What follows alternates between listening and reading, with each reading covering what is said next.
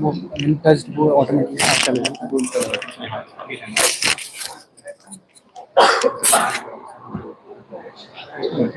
cover the event.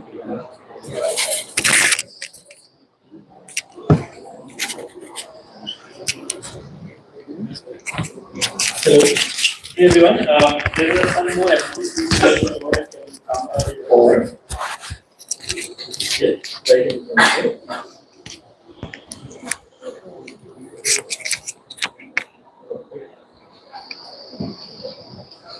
Alright, so we'll be moving to our final session here before you head out to lunch. This is a session mainly emphasizing on how we build great team culture or build great team structures. Our speaker here has come with a very impressive experience through EA, Blizzard, has worked on God of War as well, and yeah, a lot of people are getting impressed. He's currently working for Frost Giant Studios. You can see it on his t-shirt, yeah, he's a CEO as well as a production director, and he will be taking us through how we build great team culture and then build a great team culture and also a good structure. Right. So we also have this event. Right, so if there are folks who on IGDC here, so if you want to be sure you can just share the link with them, and please give a round of applause to Morten Morten. Hello, thank you all for coming out. I just arrived in Hyderabad yesterday. I'm very excited to be here, very excited to see all of you. So today I'm going to talk a little bit about structuring a game studio and also the culture that forms around that. But I wanted to start with a story that goes back earlier in my career where I only worked at one game company. And that game company was Activision at the time. This was the mid-1990s. It was a much smaller company than it is today. So much smaller, it sounds hard to believe, but when I started at Activision, there were only 2 people in the whole company who had ever shipped a game. That sounds great, but that's how much smaller Activision was back in the mid-1990s. And so everybody was kind of trying to figure out, how do you do this? How do you make a game? How do you even structure a team to make a game? And there was just a lack of experience around this. And later in my career, right after Activision, I had a chance to go spend a little bit of time as a contractor working on site at Electronic Arts. And at that point in time, EA was like 1 in every 4 games sold was an Electronic Arts game. So in my head, I'm thinking, this is so great. I'm finally going to get to see the right way to make games and the right way to structure a game team. And of course, I got there and I found out that they didn't know what they were doing either, and they were still making it up at that point in time. And I think as the years have progressed, and obviously now, 30 years later, there have been some schools of thought on approaches that are a little more methodical for structuring a game team. And so I guess I want to start off by saying I don't think there's one right answer. I still don't feel like I know the right way to do things, but I'm going to share some of what I've observed at some of the different companies I've worked, and also over the different stages of development and growth of those companies. So the big question we're talking about then is, what is the ideal structure for a game team, and does it change with scale? Let's see if I can get to the next slide. There it goes. Okay, so there are 3 big buckets of structure that I'm going to talk about, and we'll look and some diagrams to illustrate what these look like. But first, just want to talk about what they are. And the first one, simplest in concept, is just that there is a flat organization that reports up to somebody who is a founder, a GM, or a game director, whatever their title is, that there is a flat organization that reports up to someone. It makes sense that a small team might start this way because typically in a small team, people are equals and it doesn't require a whole lot of organization to enable that team to functionally be effective. But there have been some very large teams that have adopted structures that are meant to be effectively flat. I've never worked at Valve, but I think Valve is a company that is famous for trying to stay flat. There was a period at Riot where apparently Riot also tried to adopt a structure that was flat. I'll say I love this structure. I think many of the teams that spun out from big companies like Riot, Blizzard, started out by going back to a flat structure because all of the organizational overhead, all of the meetings, all of the middle management roles that get created in a big org chart feel burdensome, feel like they slow down the process. And so I think there's a lot of nostalgia among developers who work at big publishers to go back to a structure like this.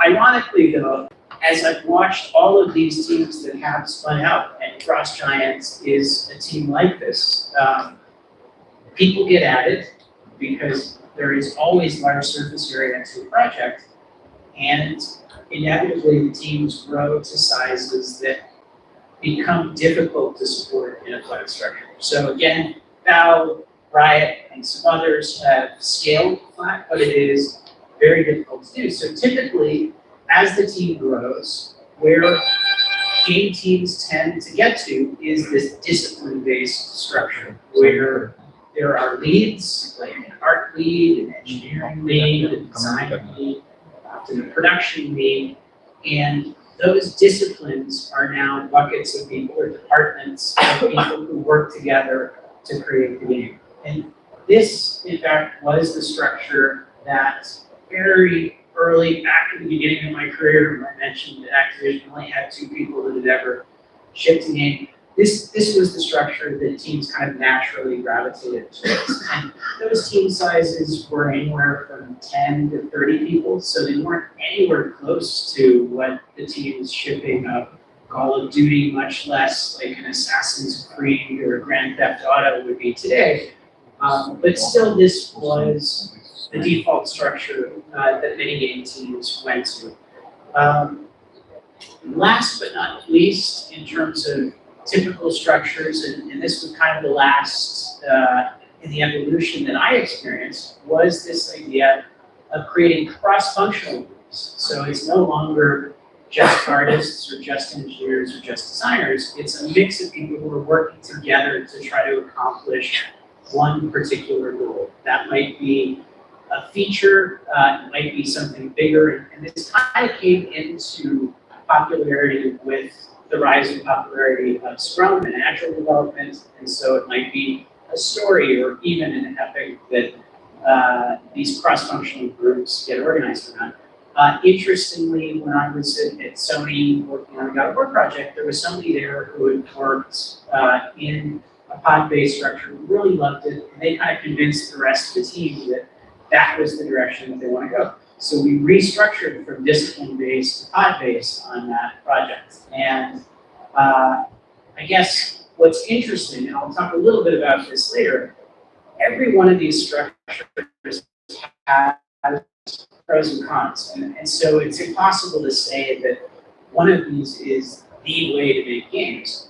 In the example of shifting on God of War from discipline-based to pod-based, what happened was the teams working on individual features were very cohesive, but the sense of knowledge sharing and identity for the disciplines across all of the designers or all of the artists broke down. And so we'll talk about some of those communication challenges later, but it was still a win because for that particular team and that particular project, it really helped them focus on delivering value to players. So just to look a little bit, and forgive my weak diagramming skills, at what some of these structures look like visually once you build an org chart. Flat is pretty straightforward. Obviously, there's one layer underneath whoever is running the team. And the individual contributors generally are peers. No one is considered more elevated in the organization than anybody else. It is very egalitarian, which is great. One of the things that I have heard from people who have experienced this structure at scale is that as the team grows and it's no longer possible for that group to just cohesively interact with each other, that something occurs called a gravity loop, which is that even though technically is a peer, that someone starts to gain more influence, and then that creates this attraction of other developers on the team to that person, and suddenly now what looks like a flat structure actually in practice evolves a bit of hierarchy. And it's organic, so it's not necessarily by design, which can be good. I think sometimes individuals who take initiative on a team deserve to have more influence, but it can also create cliques, it can also create team politics, and clearly there are a lot of potential downsides to that as well. So I think, pros and cons, but clearly the egalitarian nature of flat is a pro, but a con is the potential for that to degenerate, particularly with scale. Discipline-based, again, there are sort of verticals by discipline. There's generally a leader by discipline that rolls up into game director, production director, somebody who's running the whole project. I think this is a traditional structure, can be very effective at creating knowledge sharing and treating departments as a pool of talent that can tackle problems, so you can really focus fire on things. But obviously there is the trade-off that when you're working on a large surface area, big project, the ability for that team to focus fire on smaller, more granular pieces and the way that collaborates with the other departments is very limited. And so particularly as you get to these huge team sizes that are 100, 200, 300 and up, treating all of the artists and all of the engineers, all of the designers as a single department starts to break down. And it gets very difficult to manage.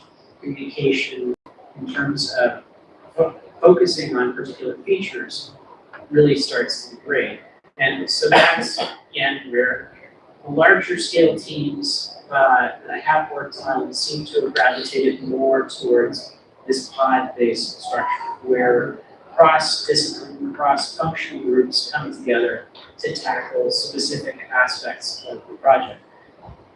One of the challenges, though, if you're a small team, is how do you have enough people on your team that every single feature that you're working on actually has dedicated staff to work on in these pods.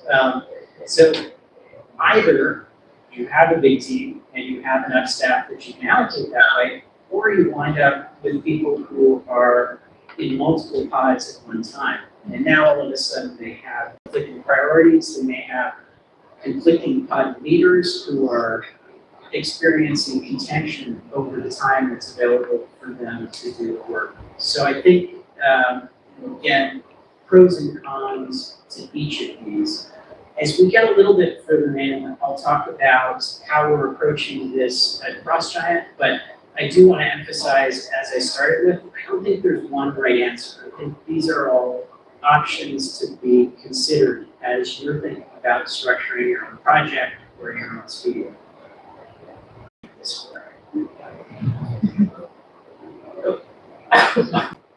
Okay, so each of these structures has divisions in different places. So flat, basically, everybody has a division between them, and they've got to figure out how to communicate effectively together. Discipline-based, like clearly there are walls between the disciplines that you have to figure out how to bridge, and there's always some contention or tension that happens between the disciplines. Pod-based, the walls are between the pods, and so the places that challenge occurs are different, but the challenges still occur. So none of these is without challenge from a communication perspective. It's just, where is that challenge? And that can be a conscious choice on you as a person who is architecting a team of where is it most important to optimize the communication? Is it departmental? Is it feature-based? And where are the areas that you're willing to absorb more effort to make sure that communication happens effectively? One of the techniques that came up to try to mitigate this, to try to deal with the challenge of crossing those divisions and creating effective communication, is this technique of matrixing. And so matrixing in this context means that although there is one org structure that is the intended org structure for the team, there's another secondary structure that's overlaid on top of it. And so in this case, this is, it could be pod-based, it could be discipline-based, however you're thinking of dividing these things.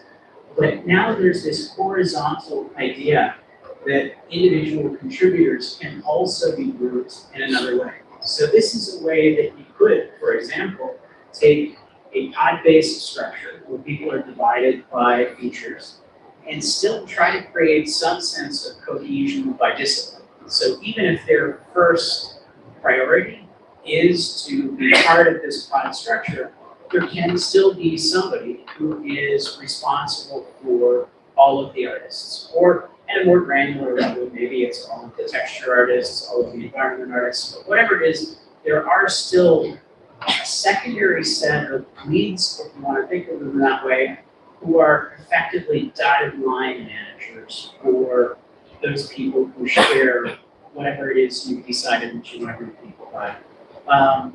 This structure, again, leads to a little bit more overhead, because now you've got more people who have to manage your individual contributors, and also you've got a team that has to be able to think both in terms of their direct line and also in terms of their dotted line managers.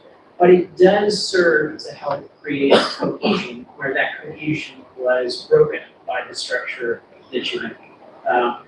And so again, just like going back and thinking about bigger publishers that I worked at, something that I started to see happen maybe halfway into the 30 years that I've spent so far, studios started to hire people who had titles like art manager or design manager, separate from the lead artist or separate from the lead designer. And these are people who, in this matrix sense, will overlay their departmental cohesion, even if these other leads are now managing pods that are focused on specific features. And in that way, there's still a sense of a studio like Sony Santa Monica when I was there, Blizzard when I was there, having an art department, even when that art department doesn't actually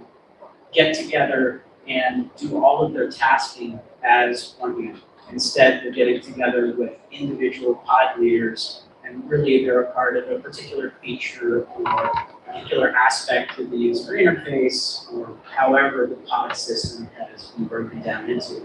And this really helped solve some of the communication problems that came out of breaking everyone into pods, because people still shared what were the pipeline efficiency improvements that they had discovered, or they still talked about how to improve at their craft as an artist, even though they might be focused on the leaderboard for the next release that's coming up. So anyhow, this idea of matrixing is something that can be powerful. And as I mentioned, it's kind of a form of dotted line management. So it creates a situation where people do have two masters, but there's still generally a clear, like, this is the overriding structure of the team, whether it's pod-based or discipline-based. There's some other ways that matrixing can apply to a team. Producers are often matrixed with the individual contributors that they work with. Many teams will have a producer per pod, or in a discipline structure, a producer per discipline or sub-discipline. And in that case, people don't actually report to the producer. They still have a pod lead or a craft lead that they report to. But that producer is overseeing the tasking. They may be overseeing the functional and operational organization of the pod or discipline. So in a way, they are matrixed. And you can sort of think of them as a dotted line. I mentioned that people managers. So people managers also try to help address this irony that we have in the business, that as you elevate in your own career, if you're a very talented engineer, let's say, and you reach a point where you get promoted to be a manager of others, that's not necessarily your core competency. The skill set that you need to be a good engineer is completely different from the skill set that you need to be a good manager. And certainly what I found as I've gone through my career, I did start as an engineer, was that a lot of the management stuff was less fun than actually building the game. And so besides the fact that you're taking people who are the most skilled individual creators and putting them into a role where they no longer create, you are also risking losing them because they don't enjoy this whole new set of responsibilities that's completely different than what they got into the industry to do. So this idea of introducing people managers who help deal with the actual management skill set and cultivating people's careers and all of the things that come with management to free up some of those more talented individual contributors to just focus on doing what they love. And again, this is an area where having people like that, they're kind of matrixed on top of the org structure, but it can be super valuable. And last but not least is this idea of assistant directors. A lot of the studios that I've looked at have this concept of a director level that might be art director, game director, design director, tech director, production director. These are all titles that we see around the industry. Those guys are in a management role. They're in a craft management role, but they're in a management role. Again, there's not always a clear path for the people who are working under them to identify who's going to succeed them and also who's going to support them in the role as director. And so this idea of assistant director is kind of a lieutenant to the director level, and they wind up being matrixed on top of the org chart because that group, whether it's a pod or it's a discipline that rolls up into the director, also takes direction from this person. So they're kind of a dotted line or a matrix on top of them. But these are all just examples of how this idea of overlaying another structure, almost a shadow structure, on top of the deliberate organizational structure that you're implementing for the team can help solve some problems, whether it's structural problems, communication problems, even career path problems across the team. So it's a powerful concept. It sounds simple, but I think it's really evolved over time to address some of these nuances in different structures.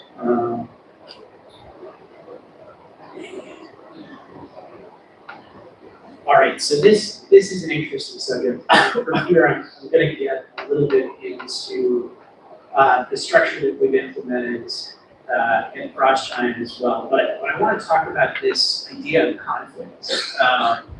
Every game team that I've worked on, because it's a creative endeavor, people disagree with each other. And I'm sure all of you who work in the industry have experienced this on the teams that you work on.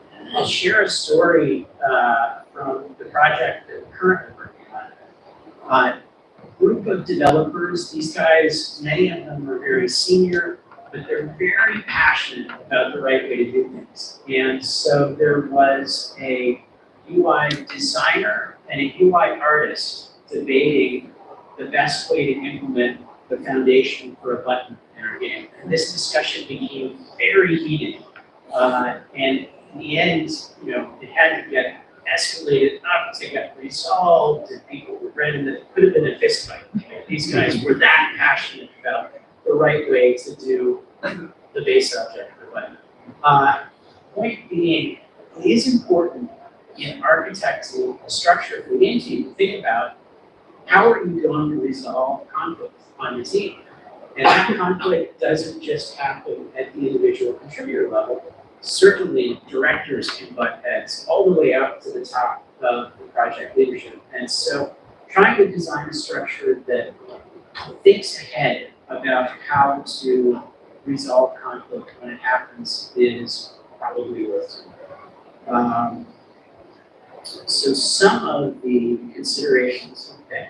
I think there are always creative considerations around, we're trying to create an experience for players that brings joy, we're trying to create an experience that will be fun. So there's like the grand creative vision. That always has to be balanced with, can we actually do that? Or should we even actually do that? I think from a production perspective, it's always a balance to try to make sure that the creative members of the team are designing things that can realistically be achieved with the team. We've got the time, we've got the budget, we've got. And then there's the business consideration of, if we build it, is this even going to be a viable business? And is there product market fit for this game, this feature? That's an important question. And then finally, is this actually ready for players to experience? Is it at the quality level that we as a team have decided we want to establish as the threshold for what we put out there? All of those are important considerations. And it's not necessarily the case that these have to be different people. You can have one person, two people, three people, four people who are responsible for being the arbiter of these things, but it is important that these all get considered, and it probably makes sense to break these out, at least to some extent, into checks and balances, so that you don't get one person who has some bias towards one of these directions that winds up making a bad decision. And I will certainly say every project, there are so many decisions every day. And I live in constant fear of making the one bad decision that's going to make the project not succeed. So many projects don't succeed. So I think it is underappreciated how easy it is to step in line at any point along a project cycle. And so having some idea of checks and balances to introduce discussion, debate, of course, conflict resolution when conflict happens, but it seems very important to the success of projects. And I'll say some of the most successful teams that I've worked on have not just been harmonious, everybody agrees with everything. I think often quality comes out of that tension, and that there is a healthy aspect to having creative tension, as long as it doesn't get toxic and actual fistfights, breakdown, etc. But anyhow, checks and balances, I think, is something that is really worth putting thought into as you're architecting the team. We'll go straight from here into, okay, so 1, 2 at CrossGen. And let me pause for a second and just talk a little bit about what it is CrossGen and why the heck am I back at a startup. So over the years, I've had a chance to work at a number of big publishers, and I really appreciated the scope of what is possible to build at a big publisher, the purity of focus that is possible to have on just building the game and not having to worry about making payroll and all of the operational stuff that's associated with the company. At the same time, clearly, inside any big publisher, big organization, there's a certain trade-off in terms of agency. You are in service to the priorities that get set of you in whatever the broader context of the company is. So startups are appealing for agencies specifically, for that ability to go do something that is purely of your own imagination. But it comes with trade-offs, and losing those resources, dealing with all the operational stuff, it really changes the scope of what you can build. So I've kind of gone back and forth. I spent about half my career at big publishers, and I'm really grateful for those experiences. And I can imagine that there could be a world where I work at a big publisher again someday. But I've always been attracted to the agency of working at a startup. And so with Frost Giant, the startup that I'm currently working at, there are a group of us who had worked together on a game at Blizzard. We really enjoyed working together. We really liked this particular genre of game. And at the end of that project, there was not an opportunity to build another game like that at Blizzard. So set out to create an independent studio that would enable us to keep working together and keep working on this kind of game that we enjoyed so much. But it meant that we had to build a new company from the beginning.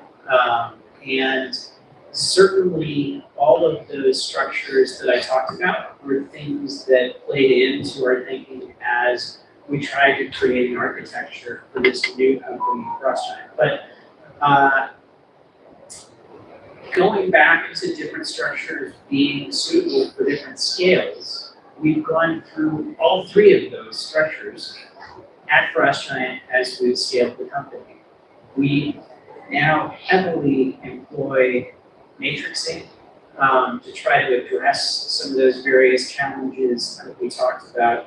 And I guess last but not least, we've tried to consciously think about how do we set things up to have checks and balances, and how do we deal with conflict resolution. And so I'll point out some of the structural things on this org chart, and I realize it gets very small and you can't read all of the text down at the bottom, but it's really the high level structure that matters, that I will communicate here. So I have a co-founder. My co-founder is the game director. I try to represent the business and the production concerns. And he tries to represent the creative and also qualitative quality concerns, even though the truth is the QA guys, quality assurance guys, are on my side of the org chart. But ultimately, as game director, he has to be a defender of this lives up to my vision or it falls short of my vision. And so we check and balance each other, and we certainly disagree from time to time. I'm lucky that we have never had a disagreement that required escalating to try to resolve. But you might wonder, in our case, how does the conflict get resolved? We're both at the same level and there's two of us. And the answer is, if we ever actually did have a disagreement like that, we have a board. We have a board of directors that's our investors. And so if we needed a tiebreaker, they would break it. Underneath us, you'll see that we are discipline-based in terms of who reports to us. So the game director has art, design, audio, and narrative. I've got production, engineering, business, marketing, and also sort of HR or people management under me. But those are indeed matrixed disciplines. The truth is, at this stage in our development, at this size of team, we switched to a pod-based structure. And though that's not reflected here because the pods are very specific to each new build that we build, really the discipline base is matrixed on top. It's those horizontal And it's the pod-based structure that we're using from milestone to milestone, from sprint to sprint to deliver the work that we're delivering. We do have leads, and you see that leads layer with individual contributors underneath them. It's really important to us that the people who are making arts and who are doing design have somebody who knows their craft at an expert level who is guiding their work. And even though that person, again, is matrix, is not in their pod, that person is ultimately holding them accountable for delivering. And that goes back to defending what I talked about earlier on in terms of the game director's vision.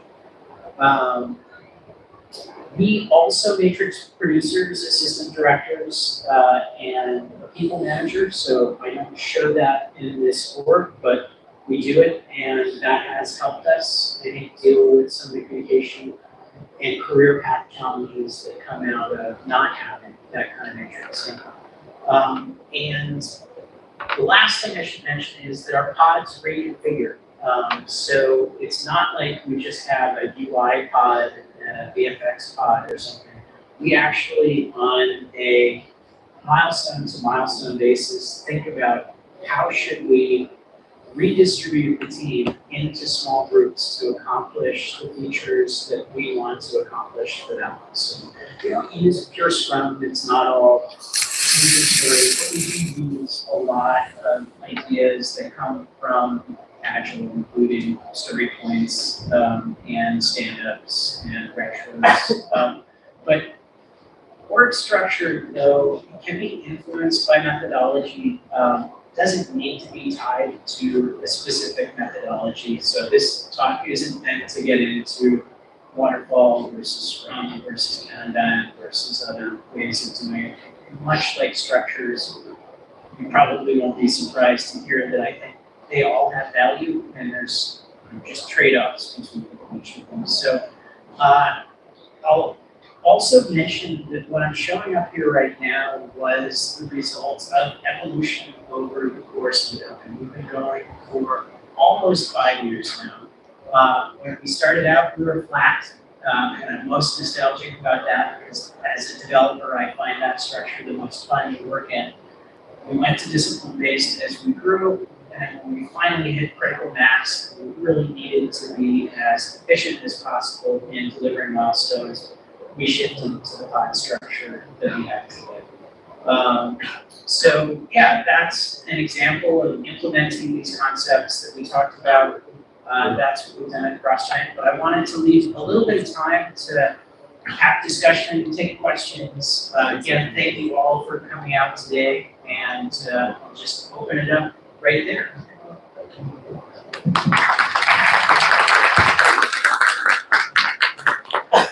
All right, do you have any questions?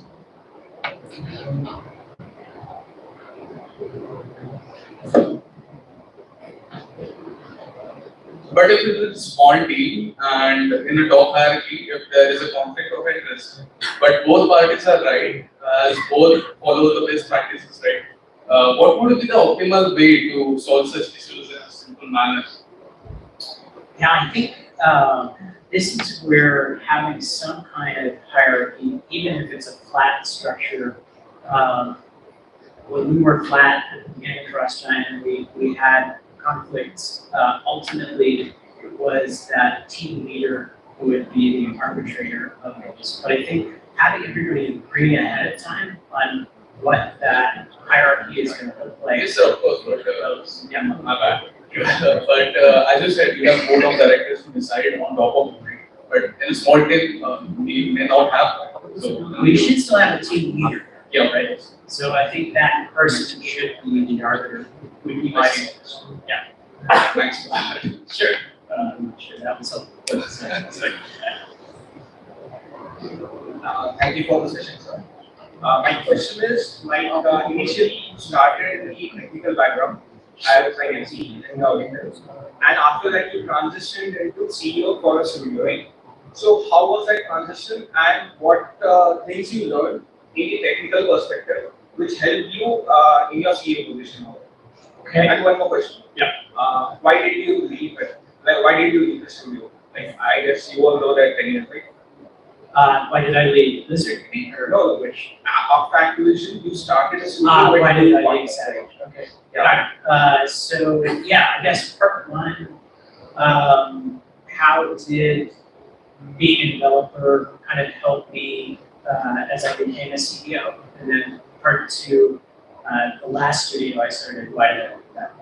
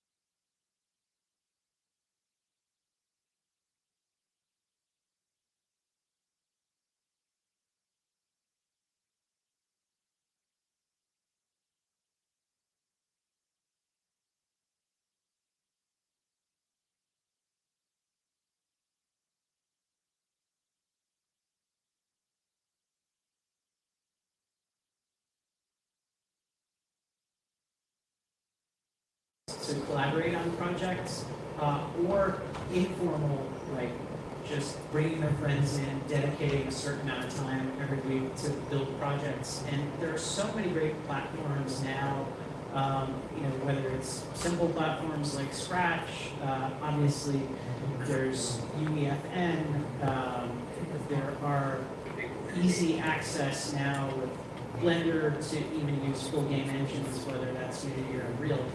But I think soon teams are able to build independent projects in their spare time that could have some commercial success, but at the very least show their capabilities and become a showcase for them to get jobs in the industry later on. It's definitely challenging. It definitely takes a lot of commitment, but I've seen student groups successfully pull that off. So yeah, super happy that so many people are interested in joining the industry. It keeps us all flourishing for many years to come. Awesome. Well, thank you all again for coming.